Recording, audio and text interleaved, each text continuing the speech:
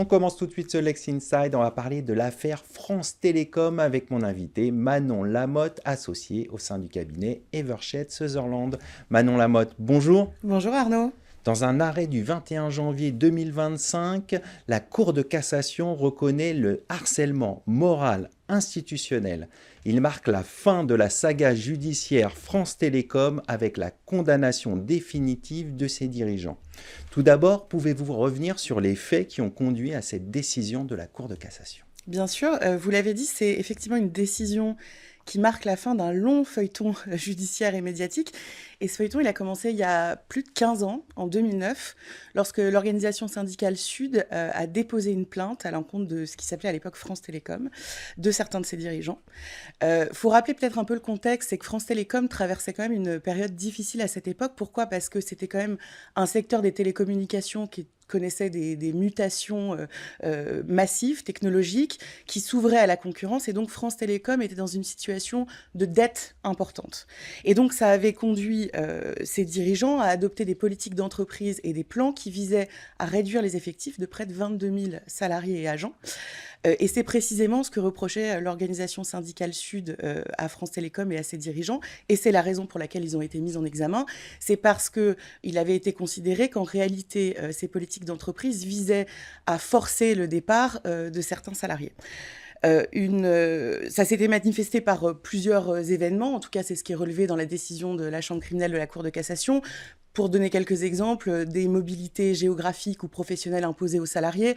On a entendu parler des suicides chez France Télécom, un climat globalement très délétère, très anxiogène, des salariés qui avaient une surcharge de travail importante, d'autres qu'on privait totalement de travail.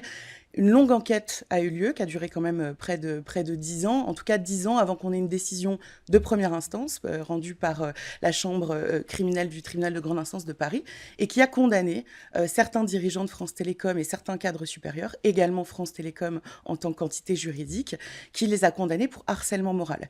Ce qui est important, c'est qu'effectivement, on avait des personnes physiques qui ont été condamnées à des peines d'emprisonnement, des peines d'amende, et aussi au versement de dommages et intérêts aux personnes qui s'étaient constituées, aux salariés qui s'étaient constitué partie civile.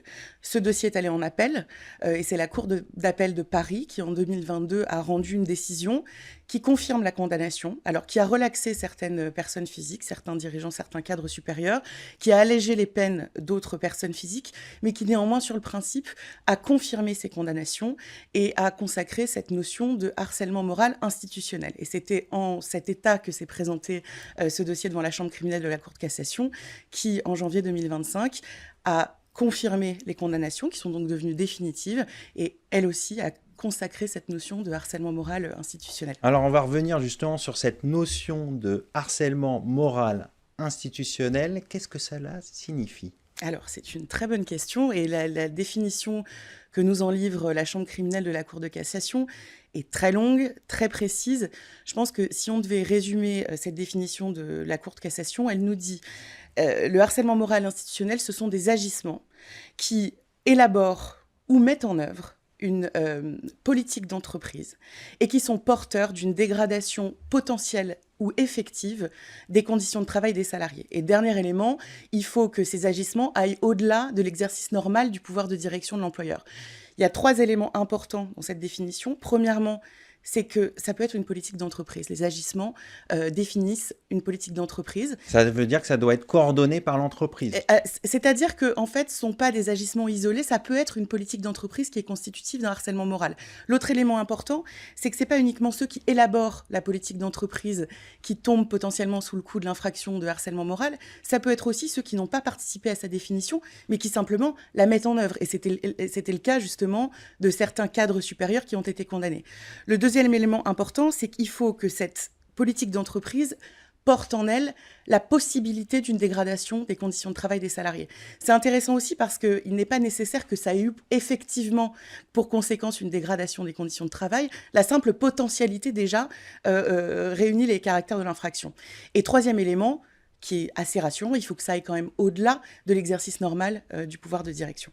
Alors, en quoi cette décision constitue une nouveauté ? Ce qui est intéressant, je trouve, dans cette décision, c'est que c'est présenté assez largement comme une nouveauté. En réalité, ce que nous dit la Cour de cassation, c'est que ce n'est pas une nouveauté, dans le sens où ce n'est pas une nouvelle infraction qui est créée par le juge. Et d'ailleurs, le juge n'a pas le pouvoir de créer une nouvelle infraction. C'est intéressant parce que c'était justement l'argument des personnes mises en cause dans ce dossier, c'était de dire, vous ne pouvez pas nous condamner pour harcèlement moral institutionnel, qui est une infraction qui n'existe pas dans le code pénal ou dans le code du travail. Ce qui existe, c'est le harcèlement moral.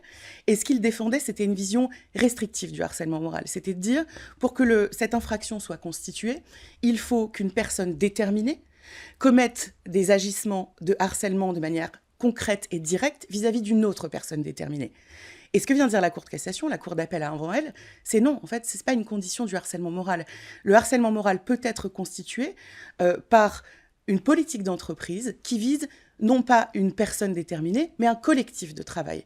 Donc en fait, ce que vient nous dire la Cour de cassation, c'est ce n'est pas une nouvelle infraction, c'est simplement une nouvelle illustration d'une infraction qui existe déjà, qui est le harcèlement moral, et donc vient balayer l'argument des personnes mises en cause qui disaient « la loi pénale est d'interprétation stricte, vous ne pouvez pas nous condamner pour ça ». Elle l'a fait.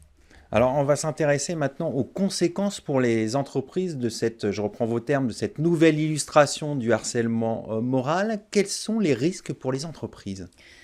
Alors, tout d'abord, ce qui est important, c'est que les risques ne sont pas seulement pour les entreprises. Et cette décision, c'est une très bonne illustration.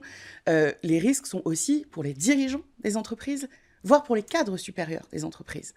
Et on le voit bien dans cette décision, ce sont des personnes physiques, autant que la personne morale, qui ont été condamnées, et sévèrement, puisque des peines d'emprisonnement, même si après elles ont été converties en peines d'emprisonnement avec sursis. Mon opinion, c'est qu'il faut prendre quand même du recul sur cette décision. Première raison, parce que tout d'abord, ça concerne quand même des faits qui étaient assez extraordinaires, assez inhabituels. Je conseille tous les jours des entreprises sur des projets de transformation, des projets de réorganisation. Les faits qui sont décrits dans cette décision sont particulièrement extraordinaires. Je les ai décrits tout à l'heure. On parle de priver complètement quelqu'un de travail, d'énormes surcharges de travail, de forcer des mobilités. Donc, certains acteurs, certaines organisations syndicales et certains commentateurs ont pu voir dans cette décision, ou ont voulu voir dans cette décision une condamnation générale des projets de transformation, des projets de réorganisation d'entreprise. Je ne partage pas du tout cette opinion. On demeure libre quand on est une entreprise, quand on est un dirigeant d'entreprise ou un cadre supérieur, d'élaborer, de mettre en œuvre des politiques d'entreprise, y compris quand il s'agit de projets de transformation difficiles, par exemple des réductions d'effectifs. Ce n'est pas du tout ce qui est condamné par la Cour de cassation. La décision s'expliquait aussi peut-être par la taille de l'entreprise France Télécom et par l'ampleur du coup du phénomène. Oui, c'est ça. Et je pense que ce qui a été condamné surtout, c'est l'abus en fait qui a été commis. C'est-à-dire que vraiment ce qui a été condamné, c'est que cette politique d'entreprise visait à forcer les salariés au départ. Ce qui est quand même pas une situation qu'on rencontre très souvent. Plus généralement, même si je pense encore une fois qu'il ne faut pas donner trop de portée à cette décision, en tout cas pas plus qu'elle n'en a, je pense qu'elle s'inscrit, c'est intéressant de le relever, dans une tendance plus générale qu'on voit devant les juridictions, devant les administrations, qui est l'attention portée aux aspects santé, sécurité et aux conditions de travail des salariés. On le voit beaucoup sur les projets de réorganisation. C'est un sujet dont très peu d'acteurs se saisissaient il y a une dizaine d'années. Aujourd'hui, on voit très nettement que c'est un sujet qui est dans le radar des administrations, des juridictions. Évidemment, j'invite tous les employeurs à prendre en compte ces éléments dans l'élaboration de projets de transformation. On va conclure là-dessus. Merci Manon Lamotte d'être venue sur notre plateau. Je rappelle que vous êtes associée au sein du cabinet Evershed Sutherland. Tout de suite, l'émission continue. On va parler du devoir de vigilance et notamment de la directive sur le devoir de vigilance.